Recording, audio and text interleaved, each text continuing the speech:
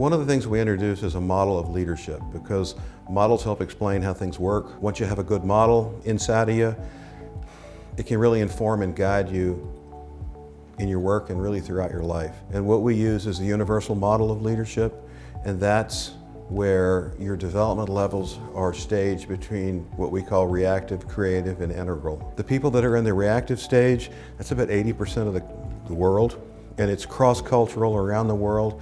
Those are the people whose view of themselves are defined by other people. How well their boss says they're doing, how well their wife says they're doing, how well their teacher says they're doing, and their only goal is to make sure that they get good reviews.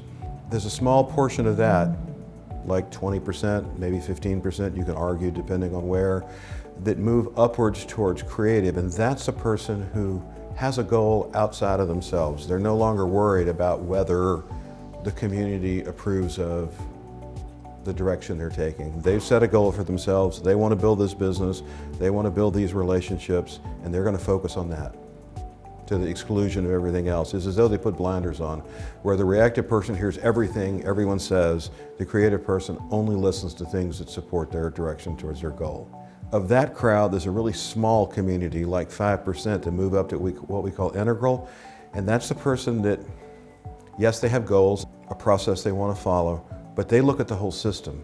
And so the challenge for the creative person is the world changes around them, they may not notice it. The integral person sees all of that and is able to modify and adjust the process and the plan to achieve the goal in a completely changing environment. And where we're finding fewer and fewer positions that people are looking for reactive-minded people, what we're finding now is that some of the people that are very creative-minded are not developed enough to handle the complexity of the business world that they're in now.